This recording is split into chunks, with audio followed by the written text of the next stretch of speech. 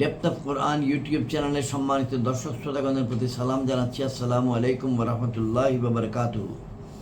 আজকে তারিখটি হলো 24শে মে 2026 খ্রিস্টাব্দ, জ্যৈষ্ঠ মাসের 10 তারিখ 1433 বাংলা সন বা বঙ্গাব্দ এবং বাংলাদেশে অনুসরণ করা হিজরি ক্যালেন্ডার মোতাবেক আজকে জিলহজ মাসের 6 তারিখ 1447 হিজরি। সৌদি আরব এবং মধ্যপ্রাচ্যের অনেকগুলি দেশে আজকে জিলহজ মাসের 7 তারিখ। আমরা ডেপথ অফ কোরআন ইউটিউব চ্যানেলে পবিত্র কোরআন শরীফ থেকে তেলাওয়াত করি এবং তার বাংলা অর্থ উপস্থাপন করি। যে কিতাবটি থেকে আমরা তেলাওয়াত করি এবং অর্থ উপস্থাপন করি সাধারণত সেটি হলো আলা হযরত ইমাম মোহাম্মদ আহমদ রেজা খান বেরলভী রহমতুল্লাহ আলাই কর্তৃক কৃত তরজমায়ে কোরআন, যেটির নাম কানজুল ঈমান, ও হাকিমুল উম্মত আল্লামা মুফতি আহমদ ইয়ার খান নঈমি রহমতুল্লাহ আলাই কর্তৃক কৃত তাফসির নুরুল ইরফান, এই দুইটির সমন্বয়কৃত বঙ্গা অনুবাদ যেটি করেছেন মাওলানা মোহাম্মদ আব্দুল মান্নান, চট্টগ্রাম নিবাসী। মাঝে মধ্যেই আমরা আরেকটি কিতাব থেকে রেফারেন্স দিই, সেটি হলো এক নজরে কোরআন, যেটি সংকলন করেছেন বা লিখেছেন ডক্টর মিজানুর রহমান আজহারি মহোদয়। আমরা পবিত্র কোরআনের 27 নম্বর সূরা আন নমল তেলাওয়াত করছিলাম এবং বাংলা অর্থ উপস্থাপন করছিলাম। ডেপথ অফ কোরআন ইউটিউব চ্যানেলে 205 নম্বর পর্ব থেকে সূরা আন নমল শুরু হয়েছে এবং 210 নম্বর পর্ব আমরা শেষ করেছি। আজকে আমরা 211 নম্বর পর্ব উপস্থাপন করব ইনশাআল্লাহ, এবং এই পর্বের মাধ্যমে সূরা আন নমল তেলাওয়াত এবং অর্থ উপস্থাপন শেষ হবে। আমাদের তেলাওয়াতের পর আমরা অর্থ উপস্থাপন করব। অর্থ উপস্থাপনের পর আমরা সূরার একটি গুরুত্বপূর্ণ বিষয় পুনরায় রিফ্লেকশন বা তাদাব্বুর আপনাদের সামনে তুলে ধরব। এই মুহূর্তে আমরা দরুদ শরীফ তেলাওয়াত করি। আল্লাহুম্মা সাল্লি আলা মুহাম্মাদ ওয়া আলা আলি মুহাম্মাদিন কামা সাল্লাইতা আলা ইব্রাহিম ওয়া আলা আলি ইব্রাহিম ইন্নাকা হামিদুম মাজিদ। আল্লাহুম্মা বারিক আলা মুহাম্মাদ ওয়া আলা আলি মুহাম্মাদিন কামা বারাকতা আলা ইব্রাহিম ওয়া আলা আলি ইব্রাহিম ইন্নাকা হামিদুম মাজিদ। اللهم صل على سيدنا محمد وسيلة إليك وآله وسلم. اللهم صل على سيدنا محمد وسيلة إليك وآله وسلم. اللهم صل على سيدنا محمد وسيلة إليك وآله وسلم. صلى الله عليه وسلم صلى الله عليه وسلم صلى الله عليه وسلم. আমরা এখন তেলাওয়াতে যাচ্ছি।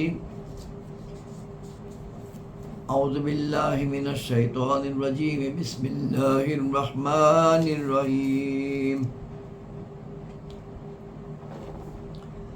إنك لا تسمع الموتى ولا تسمع الصم الدعاء إذا والله مدبرين وما أنت بهاد العمي عن ضلالتهم إن تسمع إلا من يؤمن بآياتنا فهم مسلمون وإذا وقع القول عليهم أخرجنا لهم ضابة من الأرض تكلمهم أن الناس كانوا بآياتنا لا يؤمنون ويوم نحشر من كل أمة فوجا ممن يكذب بآياتنا فهم يؤذون حتى إذا جاءوا قال أكذبتم بآياتي ولم تحيطوا بها علما ماذا كنتم تعملون وقع القول عليهم بما ظلموا فهم لا ينطقون ألم يروا أنا جعلنا الليل ليسكنوا فيه والنهار مبصرا إن في ذلك لآيات لقوم يؤمنون. ويوم ينفخ في السور ففزع من في السماوات ومن في الأرض إلا من شاء الله وكل أطاؤه داخرين وترى الجبال تحسبها جامدة وهي تمر مر السحاب صنع الله الذي أتقن كل شيء إنه خبير بما تفعلون من جاء بالحسنة فله خير منها وهم من فزع يومئذ آمنون ومن جاء بالسيئة فكبت وجوههم في النار هل تجزعون إلا ما كنتم تعملون إنما أمرت أن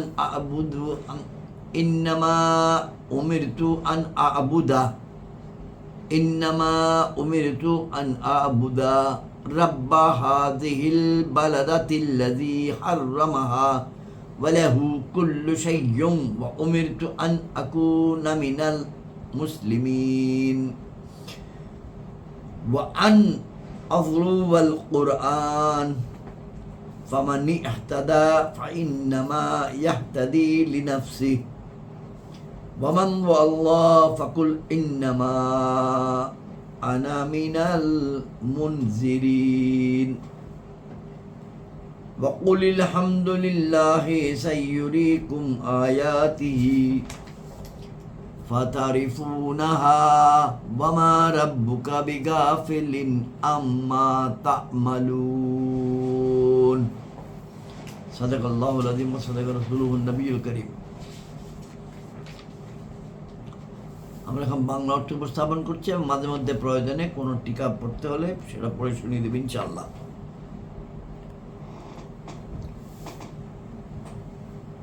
আয়াত ৮০ থেকে শুরু। নিশ্চয়ই আপনার শোনানো কথা শুনতে পায় না মৃতরা, এবং না আপনার শোনানো আহ্বান শুনতে পায় বধিরগণ যখন ফিরে যায় পৃষ্ঠ প্রদর্শন করে। এখানে একটি টিকা আছে, টিকা ১৪৫, পেজ 1016। এখানে মৃতরা বলতে বোঝানো হয়েছে যারা অন্তরের মৃত, অর্থাৎ কাফিরগণ, আর অন্ধগণ মানে অন্তরের অন্ধ, নতুবা তাদের মোকাবেলায় ঈমানের কথা বলা হতো না। মৃতদের শোনা কোরআনের বহু আয়াত ও হাদিস, যারা বায়োলজিক্যালি মৃত, যারা চিকিৎসা বিজ্ঞান মোতাবেক মৃত, যাদের রূহ দুনিয়া থেকে চলে যায় শরীর ত্যাগ করে, ওই মৃতদের মৃতগণ কর্তৃক শোনা কোরআনের বহু আয়াত ও হাদিস দ্বারা প্রমাণিত। এর তাফসির হচ্ছে সূরা ২২-এ আছে আয়াত ১৭, সূরা ২২ আয়াত ১৭। সেখানে লেখা আছে, তার অর্থ বাংলায় এরকম: তবে চোখগুলো অন্ধ হয় না, বরং ওই সমস্ত অন্তর অন্ধ হয় যেগুলো বক্ষে রয়েছে। এই কারণে কবরস্থানে গিয়ে মৃতদেরকে সালাম করা সুন্নাত। রসুল পাক সাল্লাল্লাহু আলাইহি ওয়াসাল্লামকে আত্তাহিয়াত সালাম করা ওয়াজিব। অথচ যে সালাম শুনে না অথবা শুনে কিন্তু জবাব দিতে পারে না, তাকে সালাম করা নিষেধ। আমরা আয়াত ৮১-তে যাই। এবং অন্ধ লোকদেরকে ভ্রান্তি থেকে আপনি হিদায়তকারী নন। অন্ধ লোকদেরকে ভ্রান্তি থেকে আপনি হিদায়তকারী নন। আপনার শোনানো কথা তো তারাই শোনে যারা আমার নিদর্শনাবলীর উপর ঈমান আনে, আর তারা হচ্ছে মুসলমান। এখানে দুটি টিকা আছে, টিকা নম্বর ১৪৬ এবং ১৪৭, পেজ 1016। অন্তরের অন্ধ অথবা ওইসব চোখের অন্ধ যাদের চক্ষুগুলো প্রকাশ্যত দেখে থাকে কিন্তু আপনার মুজেজাদি দেখে না। আল্লাহ রাব্বুল আলামিন আল্লাহ রসুল সাল্লাল্লাহু আলাইহি ওয়াসাল্লামকে বলছেন, অন্তরের অন্ধ অথবা ওই সব চোখের অন্ধ যাদের চক্ষুগুলো প্রকাশ্যত দেখে থাকে কিন্তু আপনার মুজেজাদি দেখে না। অন্যথায় হুজুর সাল্লাল্লাহু আলাইহি ওয়াসাল্লাম বহু অন্ধ লোককে ঈমানের নূর দান করেছেন। অর্থাৎ যে আল্লাহর জ্ঞানে মুমিন ও মুসলমান আর যাদের উদ্দেশ্যে ঈমান আনা লিপিবদ্ধ রয়েছে, এই আয়াত থেকে বোঝা গেল ইসলাম ও ঈমানের মধ্যে পার্থক্য রয়েছে। আয়াত 82। এবং যখন বাণী তাদের উপর এসে পড়বে তখন আমি মাটির গর্ভ থেকে তাদের জন্য এক জীব বের করব, যা মানুষের সাথে কথা বলবে, এই জন্য যে লোকেরা আমার নিদর্শনসমূহের উপর ঈমান আনত না। এখানে টিকা আছে 3টি, 148, 149, 150। আমি 149 নম্বর টিকাটি শুধু পড়ে শোনাচ্ছি, যেটা গুরুত্বপূর্ণ। ওই জীব যেটাকে তখন আমি মাটির গর্ভ থেকে তাদের জন্য এক জীব বের করব, সেটা বলা হচ্ছে ওই পশুর নাম জাকাসা। এটা পয়দা হয়ে গেছে, কোনো কোনো সাহাবী তা দেখেছিল না, তাও সেখানেই যেখানে দাজ্জাল বন্দী রয়েছে। এই কারণে ওখানে এই আয়াতে আখরাজুনা, আমি বের করেছি, এরশাদ হয়েছে। অর্থাৎ এখন সে বন্দী রয়েছে, ওই সময় তাকে মুক্ত করে দেওয়া হবে। কোন সময়? যখন বাণী তাদের উপর এসে পড়বে। এই পশু সূর্য পশ্চিম দিকে উদিত হওয়ার পর বের হবে। তার নিকট হযরত মূসা আলাইহিস সালামের লাঠি ও হযরত সুলাইমান আলাইহিস সালামের আংটি থাকবে। মুমিনের কপালে লাঠি দিয়ে স্পর্শ করবে, যার ফলে নূরি রেখা প্রকাশ পাবে। এটা তার ঈমানের উপর মৃত্যু হওয়ার চিহ্ন হবে। আর কাফিরের কপালের উপর হযরত সুলাইমান আলাইহিস সালামের আংটি দিয়ে স্পর্শ করবে, যার ফলে একটা কালো দাগ প্রকাশ পাবে। এটা তার কুফরের উপর মৃত্যু হওয়ার পরিচয় হবে। আয়াত 83। এবং যেদিন আমি একত্রিত করব প্রত্যেক সম্প্রদায় থেকে একটা দলকে, যারা আমার নিদর্শনসমূহকে অস্বীকার করে, অতঃপর তাদের অগ্রগামীদেরকে বাধা দেওয়া হবে, যাতে পেছনের লোকেরা তাদের সাথে এসে মিলিত হয়। আয়াত 84। শেষ পর্যন্ত যখন সবাই সমবেত হয়ে যাবে, তখন বলবেন, তোমরা কি আমার আয়াতসমূহকে অস্বীকার করেছ, অথচ তোমাদের জ্ঞান সেগুলো পর্যন্ত পৌঁছেনি? অথবা তোমরা কি কাজ করতে? এবং আয়াত 85। এবং শাস্তির বাণী এসে পড়েছে তাদের উপর তাদের জুলুমের কারণে, সুতরাং এখন তারা আর কিছুই বলে না। আয়াত 86। তারা কি দেখেনি যে আমি রাত সৃষ্টি করেছি যেন তারা বিশ্রাম নিতে পারে, এবং দিন সৃষ্টি করেছি প্রদর্শনকারী রূপে? নিশ্চয়ই তাতে অবশ্যই নিদর্শনাদি রয়েছে ওই সব লোকের জন্য যারা ঈমান রাখে। এখানে আমরা, এটি হলো 86 নম্বর আয়াত।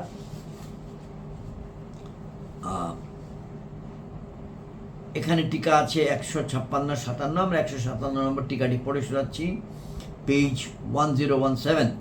মুমিনগণ মনে করে যে যেমন ঘুমানোর পর জাগ্রত হতে হয়, তেমনি মৃত্যুর পর উঠতে হবে। যেমন রাতের পর ভোর হয়, তেমনি মৃত্যুর পর জীবন আছে। আর যেমন রাত বিশ্রামের জন্য, তেমনি দিন হচ্ছে কাজের জন্য, কিন্তু কাজ মহান রবের সন্তুষ্টির জন্য।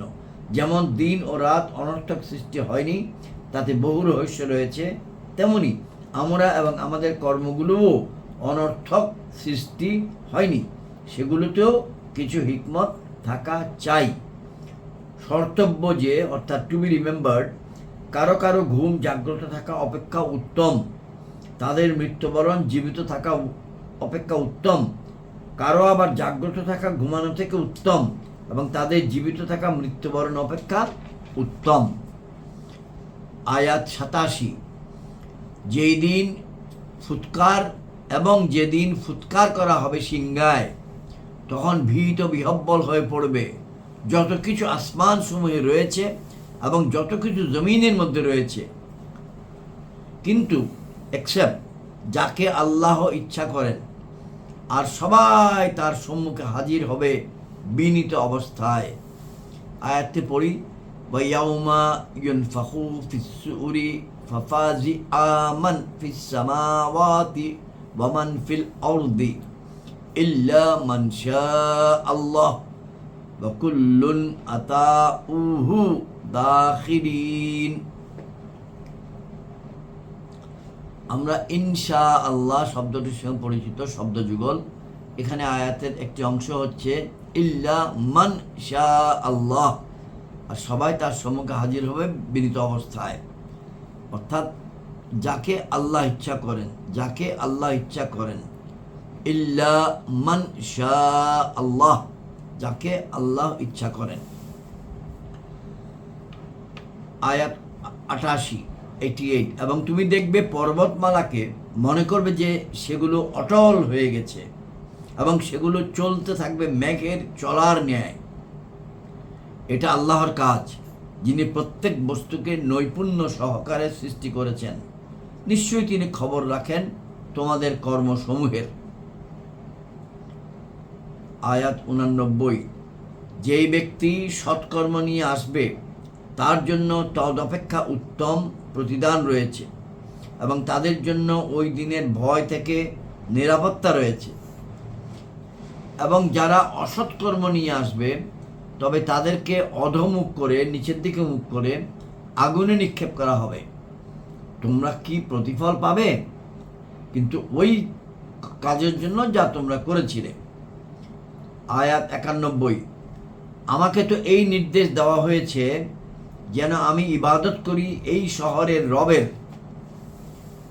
যিনি সেটাকে সম্মানিত করেছেন এবং সব কিছু তাঁরই।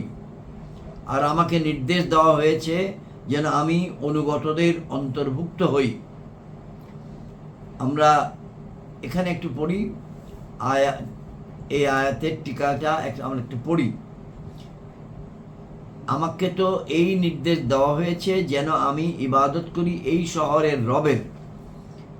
এখানে ব্যাখ্যা হচ্ছে, যেহেতু মক্কা মুআজ্জামা হুজুরের পবিত্র জন্মস্থান, রসুল পাক সাল্লাল্লাহু আলাইহি ওয়াসাল্লামের পবিত্র জন্মস্থান ও হজের জায়গা, সেহেতু এর প্রতি এই সম্মান দেখানো হয়েছে। নতুবা আদারওয়াইজ আল্লাহ তাআলা সব কিছুরই রব। আয়াত 169 বলা হচ্ছে, 69, যিনি সেটাকে যেই শহরকে সম্মানিত করেছেন, এর টিকা হচ্ছে এইভাবে যে মক্কা মুকাররমায় হেরম অর্থে, এটা হেরম শিকার করা ও ঘাস কাটা হারাম, অথবা ওই শহর সম্মানিত ও মর্যাদাশীল। এবং ইম্পর্টেন্ট হচ্ছে 170 নম্বর টিকা, কেউ কোনো মর্যাদায় পৌঁছে বেপরোয়া হয়ে নেক আমল ছেড়ে দিতে পারে না। যখন রসুল পাক সাল্লাল্লাহু আলাইহি ওয়াসাল্লামের প্রতি ইবাদত ও আনুগত্যের নির্দেশ রয়েছে, তখন আমরা বা তোমরা, আপনারা কিসের গণনায়? What we are not even to be counted. শর্তব্য যে এখানে মুসলিম মানে অনুগত, মুমিন শব্দের অর্থে ব্যবহৃত নয়। কেননা রসুল পাক সাল্লাল্লাহু আলাইহি ওয়াসাল্লাম তো নিজেই ঈমান। আমরা হলাম মুমিন, রসুল পাক সাল্লাল্লাহু আলাইহি ওয়াসাল্লাম হলেন মুমিনু, যার উপর ঈমান আনতে হয়। মু'মান, যার উপর ঈমান আনতে হয়। রসুল পাক সাল্লাল্লাহু আলাইহি ওয়াসাল্লাম কে মানার নামই ঈমান। সুতরাং এই আয়াত থেকে এই কথা প্রমাণিত হয় না যে হুজুর আমাদেরই মতো একজন মানুষ বা আমাদের ভাই। কেননা প্রত্যেক মুসলমান পরস্পর ভাই হলেও রসুল পাক সাল্লাল্লাহু আলাইহি ওয়াসাল্লাম আমাদের পিতাও নন, ভাইও নন। পবিত্র কোরআনে নির্দেশ আছে। আমরা এখন আয়াত 92 যাই। এবং এরও ওয়ান আতলুল কোরআন ফামান ইহতাদা ফাইন্নামা ইয়াহতাদি লিনাফসিহি ওয়ামান দাল্লা ফাকুল ইন্নামা আনা মিনাল মুনজিরিন। এবং এরও যেন কোরআন পাঠ করি, সুতরাং যে সঠিক পথ পেয়েছে সে নিজের মঙ্গলের জন্য সঠিক পথ পেয়েছে, আর যে পথভ্রষ্ট হয়েছে তবে আপনি বলে দিন। অর্থাৎ আল্লাহ পাক রসুল পাক সাল্লাল্লাহু আলাইহি ওয়াসাল্লামকে বলছেন, আর যে পথভ্রষ্ট হয়েছে আপনি বলে দিন আমি তো এই সতর্ককারী নই। অর্থাৎ তোমাদের পথভ্রষ্টতার কারণে আমার কোনো ক্ষতি নেই, অর্থাৎ রসুল পাক সাল্লাল্লাহু আলাইহি ওয়াসাল্লামের কোনো ক্ষতি নেই। আয়াত 93 এবং আজকের আলোচনার, আজকের তেলাওয়াতের শেষ অংশ, শেষ আয়াত। وَقُلِ الْحَمْدُ لِلَّهِ سَيُرِيكُمْ آيَاتِهِ فَتَعْرِفُونَهَا وَمَا رَبُّكَ بِغَافِلٍ عَمَّا تَعْمَلُونَ। এখানে একটুখানি আমরা এটা বাংলা মানে হচ্ছে এবং বলুন সমস্ত প্রশংসা আল্লাহর জন্য, অবিলম্বে তিনি আপনাকে আপন নিদর্শন সমূহ দেখাবেন, তখন তোমরা সেগুলোকে চিনতে পারবে। এবং হে মাহবুব, আপনার রব অনবহিত নন, হে লোকেরা তোমাদের কার্যাদি সম্পর্কে। এখানে একটি টিকা আছে 174। ওইসব নিদর্শন মানে রসুল পাক সাল্লাল্লাহু আলাইহি ওয়াসাল্লামের ওইসব মুজিজা যেগুলো ভবিষ্যতে প্রকাশ পাওয়ার কথা ছিল। এই আয়াত যখন নাজিল হচ্ছে তখন তখন তখন কয়েক ভবিষ্যতের দিকে তাকিয়ে বলা হয়েছে যে কিছু মুজিজা প্রকাশ পাবে, যথা চন্দ্র দ্বিখণ্ডিত হওয়া, ডুবন্ত সূর্য পুনরায় উদিত হওয়া এবং কঙ্কর ও পাথরগুলোর কলেমা পাঠ ইত্যাদি। অথবা মুজিজা বলতে ওই সব গায়েবী বিষয় যেগুলো প্রকাশ পাওয়ারই ছিল, যেমন বদর ও হুনাইনের যুদ্ধে কাফিরদের পরাজয় ও মুসলমানদের বিজয়, অথবা কাফিরদের উপর দুর্ভিক্ষ ইত্যাদি বিপদ আসা। এই আয়াত নম্বর 93 সঙ্গে আমরা যদি একই সূরা নামলের আয়াত 59 59 নম্বর আয়াত মিলায় পড়ি আধা মিনিটের জন্য, 1 মিনিটের জন্য। এখানে বলা আছে আয়াত নম্বর 59 সূরা নামল, আপনি বলুন সমস্ত প্রশংসা আল্লাহরই এবং শান্তি তার মনোনীত বান্দাদের উপর। শ্রেষ্ঠ কে আল্লাহ, না তাদের গড়া শরীক, নাকি কাফিরদের গড়া শরীক? কুলিল হামদুলিল্লাহ ওয়া সালামুন আলা ইবাদিহিল্লাযীনা ইসতাফা আল্লাহু খায়রুন আম্মা ইউশরিকুন। এটা হচ্ছে আয়াত 59। আর আয়াত 93 হচ্ছে বলুন সমস্ত প্রশংসা আল্লাহর জন্য, অবিলম্বে তিনি আপনাকে আপন নিদর্শন সমূহ দেখাবেন, তখন তোমরা সেগুলোকে চিনতে পারবে। এবং হে মাহবুব, আপনার রব অনবহিত নন, হে লোকেরা তোমাদের কার্যাদি সম্পর্কে। আমাদের আজকের আলোচনাটা এখানে শেষ করব। তার পূর্বে আমরা সূরা আন-নামলের পুরো সূরাটি প্রায় 7টি পর্বে শেষ হলো। এই সূরার তেলাওয়াত এবং বিভিন্ন পর্বে যে আমরা কথাবার্তা বলেছি তার সারমর্ম নিয়ে আসি। এখানে একটি কেস স্টাডি ছিল, সেটি হলো সাবার রানীর কাছে সুলাইমান আলাইহিস সালাম চিঠি পাঠিয়েছিলেন। খুবই সংক্ষিপ্ত সেই চিঠির কথা। পরম করুণাময় বিশেষ দয়ালু আল্লাহর নামে তোমরা আমার বিরুদ্ধে দাঁড়াইও না, বরং আত্মসমর্পণ করে আমার কাছে চলে এসো। বাস, চিঠি পেয়ে রানী তার মন্ত্রী পরিষদ নিয়ে বৈঠকে বসলেন। মন্ত্রী পরিষদের সদস্যরা উস্কানি দিতে লাগলো, এরকম বলে আমাদের কি শক্তি সামর্থ্য কম আছে? আত্মসমর্পণ করতে বললেই কি হলো? কিন্তু রানী ওই উস্কানিতে কান দিলেন না, বরং লোক পাঠিয়ে দিলেন সুলাইমান আলাইহিস সালামের কাছে, সাথে দিলেন অনেক উপহার উপঢৌকন। সেই উপহার পেয়ে নবী সুলাইমান আলাইহিস সালাম কি বলেছিলেন জানেন? তিনি বলেছিলেন, তোমরা আমাকে সম্পদ দিয়ে সাহায্য করতে চাও? আল্লাহ আমাকে যা দিয়েছেন তা তোমাদের সম্পদের চেয়ে ঢের উত্তম। সুলাইমান আলাইহিস সালামের এই একটি কথাই আমাদের বর্তমান দায়ীদের জন্য ভাবনার খোরাক যোগাবে। আমরাও আল্লাহর পথে ডাকতে গিয়ে বা কোনো অন্যায় কাজে বাধা দিতে গিয়ে হাদিয়া তোহফার লোভে যেন আপোষ করে না বসি, তাহলে আল্লাহর সাহায্য থেকে দূরে সরে যাওয়ার আশঙ্কা আছে। সূরা নামলের একটি রিফ্লেকশন, তাদাব্বুর। হুদহুদ পাখিকে সুলাইমান আলাইহিস সালাম একবার খুঁজে পেলেন না, ফলে ঘোষণা করলেন কোর্ট, সে কি অনুপস্থিত? তাহলে তো আমি একে চরম শাস্তি দিব অথবা জবাই করে ফেলব, যদি না সে আমার কাছে তার অনুপস্থিতির স্পষ্ট কৈফিয়ত হাজির করে। আনকোট। এর পরের ঘটনা এই সূরার 22 নম্বর আয়াতে উল্লেখ করা হয়েছে। কোট, কিছুক্ষণ যেতে না যেতেই সেটি অর্থাৎ হুদহুদ পাখি এসে বলল, আমি এমন একটা বিষয়ে ভালোভাবে জেনে এসেছি যা আপনার ভালোভাবে জানা নাই। আনকোট।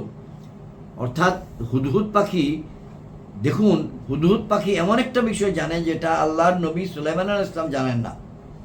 এখান থেকে তাদাব্বুরের বা রিফ্লেকশনের বিষয় হলো, কখনো কখনো ছোট কিছুর মাধ্যমেও অনেক গুরুত্বপূর্ণ কাজ হয়, যা বড় ও শক্তিশালী কারো মাধ্যমে হয় না। তাই ছোট বলে কাউকে অবহেলা করা যাবে না, এতে অহংকার প্রকাশ পায়। সুলাইমান আলাইহিস সালাম কিন্তু হুদহুদের কথা শুনেছিলেন এবং সেই অনুযায়ী পদক্ষেপও নিয়েছিলেন। আপনার জীবন পথেও এমন অনেককে পাবেন, দেখতে শুনতে ছোট হলেও তারা খুব কাজের মানুষ। তাদেরকে দূরে ঠেলে দেবেন না, তাদের থেকেও উপকৃত হওয়ার চেষ্টা করুন, কারণ আল্লাহর সৃষ্টির কেউই ছোট নয়, প্রত্যেকেই বিশেষ গুরুত্ব আছে। আজকের আলোচনা এখানে শেষ। সাদাকাল্লাহুল আযীম ওয়া সাদাকা রাসূলুহুন নবিয়্যুল কারীম।